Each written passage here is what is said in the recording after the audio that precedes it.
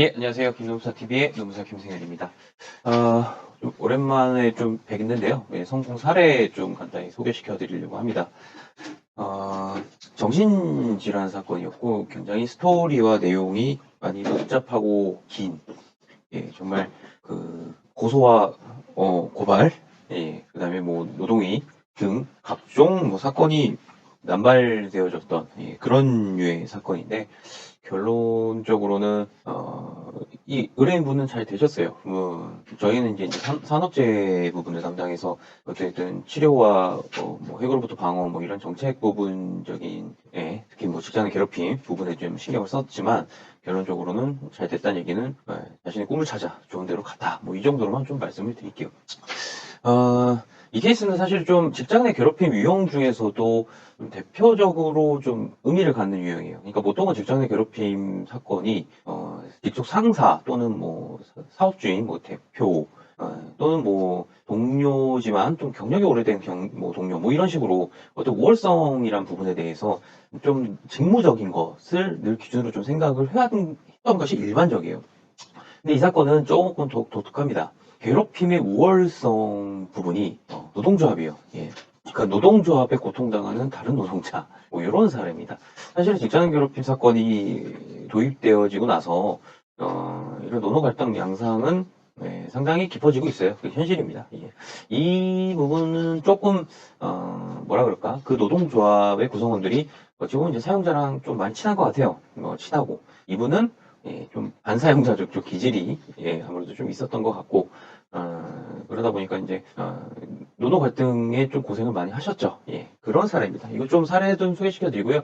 좀 눈여겨 보실 부분은 직장의 괴롭힘이 어쨌든 우월성이 인정돼야 되는데 꼭 그것이 직급을 말하는 것이 아니다. 노동조합의 구성원들이 비노동조합을 괴롭히는 경우도 직장 괴롭힘에 해당되는 경우도 있다라는 점을 좀 이렇게 말씀드리고 싶은 사건입니다. 오늘도 이렇게 좀 간략하게 저희가 이렇게 좀 자료를 보면서 이해를 쉽게 좀 시작해 보겠습니다. 네, 여기서 저희가 이제 의뢰인이 이분이에요. 노동자 A라는 분인데 뭐 실명을 제가 말씀드릴 수는 없잖아요.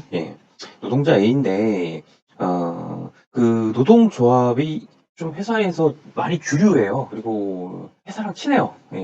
그 노동조합 간부들이 그 회사 뭐 친척과 연루됐고 막 그 뭐라 그럴까 이걸 표현하는 말로는 우리는 뭐 어영노조라고도 부르고 가짜노조라도 부르고 좀 뭐 그렇게 많이 부르잖아요. 솔직히 이런 식의 노조를 가지고 있는 회사가 꽤 많습니다. 정말 뭐 맨날 그 노조 위원장이 그 회사 대표랑 맨날 술 마시러 다니는 회사도 있어요. 정말 노동조합이 맞나 좀 의심스러운 뭐 그런 사례죠. 자, 그 조합원이 아닌 그 노동자 A씨가 처음에 이제 사건이 발단은 그 노동조합 간부들이 좀 업무상 좀 비행위를 저지르고 있는 거, 집단적 비행위를 저지르고 있는 거. 제가 특정 업무나 이 직종은 말씀드리기 좀 어렵습니다. 이게 좀, 이분이 좀 유명해져가지고, 뭐 그래서 자세한 얘기는 못 드리지만, 업무상 아무튼, 징계를 받을 법한 그런 비행위를 집단적으로 저지르고 있는 거를, 제지를 해달라. 이제 회사에 보고를 했죠. 근데 회사랑 노조가 친해요. 그러니까 이건 분명히 징계를 해야 될 건이 맞는데 징계를 안 해요. 징계권을 사실 이제 여러분들 이런 말씀드리지만 징계를 하고 말고도 회사 맙니다. 사실. 그러니까 A, B, C, D라는 사람이 A, B, C, D가 다 잘못했어도 B가 잘못했을 때는 징계를 세게 하고 C가 잘못했던 징계를 안 하고 무시하고 넘어가고 정말 좀 뭐라 그럴까 암이에요. 그래서 우리가 흔히 요즘 말하는 이슈 공정성, 뭐 형평성 이런 게 맞나 늘 좀 의심이 됩니다. 어쨌든 뭐 이런 조치를 취하니까 회사는 이제 노동자 간부들한테 이제 야 조심히 해라 좀 이렇게 좀 뒤에서 해먹으려도 좀 조심히 해먹어라 뭐 이런 식으로 좀 얘기를 했던 것 같고 이제 노동조합의 이제 구성원들이 간부들이 말이죠 이분을 되게 많이 싫은 사람으로 이제 낙인이 찍힌 거죠. 여기서부터 이제 시작이 된 겁니다. 어, 결국에는 지금 이분에 대해서 여기서는 근로자 A죠. 이분에 대해서 각종 막 신고 민원이 이제 갑자기 들어오기 시작해요. 이 일이 벌어지고 나서. 그러니까 노동자 간부들을 신고하고 나서 뭐 각종 뭐 민원 대민으로 사업을 하는 데에서 어쨌든 뭐 민원도 갑자기 뭐 인터넷 게시판 같은 데 올라오고 누군지 모르는 이게 다 익명으로만 올라와요. 익명으로. 임명으로 막 다 올라오고, 그다음에 노동조합 간부들은, 여기 녹취나 이런 게 좀 많이 있어요. 막 대놓고 막 조롱해요. 막 그러니까 뭐 저러니까 뭐 사람들의 민원이나 넣치하면서 막 뭐라 그럴까요? 희롱을 좀 이렇게 많이 했어요. 이분은. 이분이 사실 이래서 병원에 다니기 시작한 시점은 요 시점부터입니다.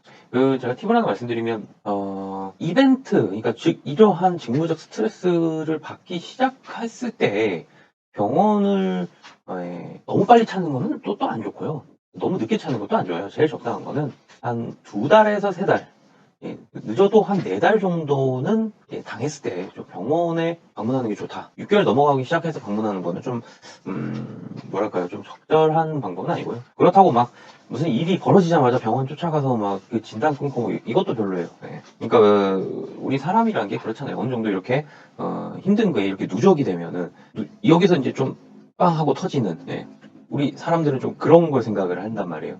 근데 막 시작부터 안 했는데, 시작도 안 했는데, 막, 이 정도, 이제 막 시작도 안 했는데, 여기서 막 병원 가고, 막 입원하고, 막 이러면요. 안 됩니다. 간혹 그러신 분들이 있어갖고 그러는데, 분명히 누적되어지고, 공감받을 만큼 이벤트가 쌓였는지 여부는 굉장히 중요한 문제다. 어, 자, 뭐, 이 얘기 하기 전에 병원 얘기 하나만 좀 마저 하고 갈게요. 여기 지금 이 성공 사례분 같은 경우도, 사실은 의사분의 진단이 조금 문제가 있었어요. 그러니까 좀 기저질환을 가지고 있는 상병, 이른바 이제 공황장애라든가, 중증도 우울도 장애, 뭐 이런 식으로, 뭐 기분, 뭐 약간 조울증 성향, 뭐 이런 식으로 자꾸 이제 진단을 내리는 부분이 조금 있었는데, 당시에도 이제 저희가 좀 조언을 하기로, 사실은 정신질환 임상이들은, 병원만 바꾸면 진단이 금방 달라집니다. 그렇기 때문에 이제 진단을 좀 새로이 받아봐라. 새로이 진료를 해봐라. 뭐 아니나 다를까. 보통은 직무 스트레스로 인한 것은 보통 빠르면 뭐 급성 스트레스나 뭐 좀 더 지나면은, 뭐 적응장애 양태를 보이고, 그다음부터 또 가면 우울증 양태를 보이고, 이런 식으로 단계별로 가는데요. 보통은 뭐 공황장애나 이런 유형이, 직무상 스트레스와 거리가 좀 멀다라는 보는 것이 이제 어깨에 약간 좀 뭐랄까요, 룰 같은 거예요. 그러니까 이제 그 부분도 좀 조언을 해드려서 좀 병원도, 오해하시면 안 돼요. 저희가 병명을 바꾼 게 아니라, 치료하는 병원만 바꿔봐라. 병원만 바꾸면 달라진다. 뭐 실제로 뭐 제가 보기도, 저희가 뭐 의사는 아니지만 제가 보기도, 그 병명과 별로 어울리지 않았어요, 사실은. 자, 어쨌든 이분 같은 경우에는 사건 경위가 굉장히 복잡합니다. 그 노동자 A한테 가짜 민원이 뭐 엄청나게 들어왔어요. 사실은 좀 의심이 된 사람들이 있죠. 근데 이제 익명이라니까, 이게 다 익명으로 들어오니까, 알 수가 없어요. 그리고 막 진짜로 막 사소한 뭐 잘못, 이런 것도 누군가한테 계속 신고를 하게 되고, 의심이 되죠, 사실은. 그래서 막 이것뿐만 아니라 이분이 이제 겪은 일이 사실 뭐 폭행당한 일도 있었고, 이제 그 조합원들이 뭐 모인 장소에 가서 막 뭐 욕설도 좀 듣고 오고, 막 좀 녹취를 좀 저희도 들어봤는데 좀 심하게 갈 때도 좀 있더라고요. 결국 참다 못한 이 노동자 A가 이 노조 간부들을, 임원들 많이 고소했어요. 그래갖고 실제로 막 모욕죄, 명예훼손 뭐 이런 죄로 이제 처벌을 꽤나 받았습니다. 실제로 이분들이. 근데 이제 문제가 또 발생을 하죠. 보통은 이 노동 갈등 양상이 좀 이렇게 나빠질 때는, 말 그대로 이제 진흙탕 싸움이 돼요. 이때부터는. 그러니까 이제 집단적으로 좀 왕따 괴롭힘, 노조가 이제 주된 세력이니까, 그런 상황인데도 불구하고